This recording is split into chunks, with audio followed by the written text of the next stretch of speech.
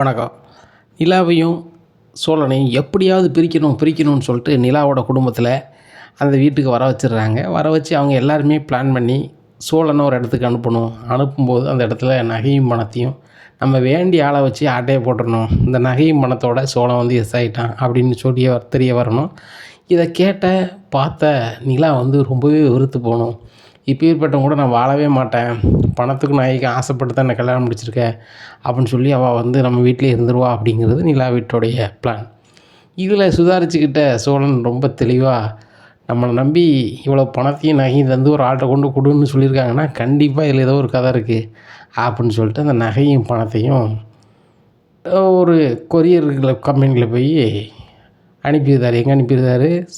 சோழன் மாமனார் வீட்டுக்கே அனுப்பியிருந்தாங்க, நிலா வீட்டுக்கே அனுப்பியிருந்தாங்க. இப்படி இருக்குது. இந்த சூழ்நிலையில் 2 நாளாக சோழனை ஒரு இடத்துல கொண்டு இவங்க ஏற்பாடு பண்ண ஆட்கள் கொண்டு வச்சிடுறாங்க.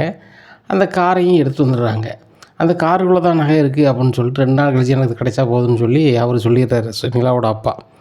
அப்போ சரி 2 நாள் கழிச்சு நம்மளுக்கு நகை வந்துடும் அப்படின்னு நினச்சிட்டு நகையை திறந்து பார்க்காங்க.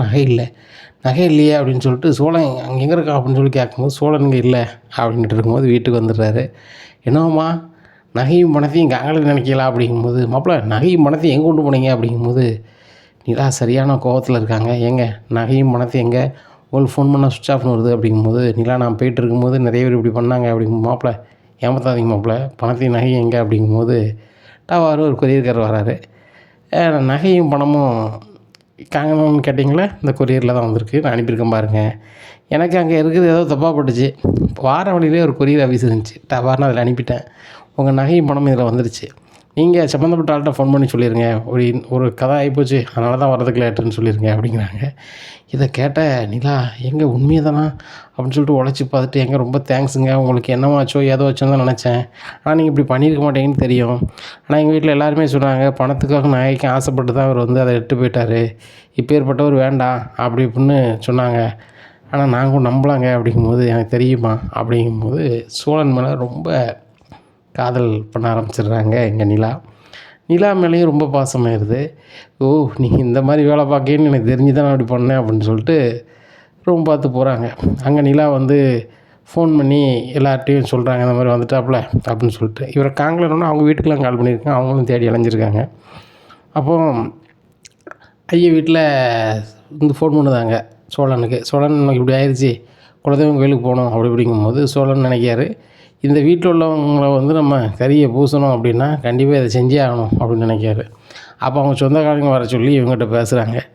இவங்க 2 பேர் விரும்பி கல்யாணம் முடிச்சுக்கிட்டாங்க. ஆனால் பெரியவங்க நம்ம வந்து என்ன செய்யலை, சாந்தி முகூர்த்தத்துக்கு நேரம் பார்க்கல, ஒன்றும் பார்க்கல, நாங்கள் பார்த்து கொண்டு வந்திருக்கோம், நாளான்னைக்கு நல்ல தேதி சாந்தி முகூர்த்தம் ஏற்பாடு பண்ணிடலாம் அப்படிங்கும்போது நிலா வந்து இதெல்லாம் நம்ம நடக்கிற மாதிரி சீன் போட்டால் தான் நம்ம இங்கே இருக்க முடியும் அப்படின்னு சொல்லிட்டு சரி பண்ணுங்க அப்படின்றாங்க. இவங்களுக்கு ஒன்றுமே ஓடலை.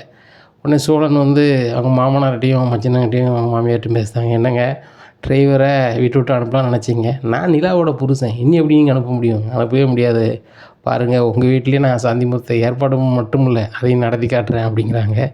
இதை கேட்ட நிலாவோட அப்பாவுக்கும் தாசுக்கும் அவங்க அம்மாவுக்கும் ரொம்பவே கடுப்பாகுது. இனி என்ன நடக்கும் அப்படிங்கிறத பொறுத்து வந்து பார்க்கலாம்.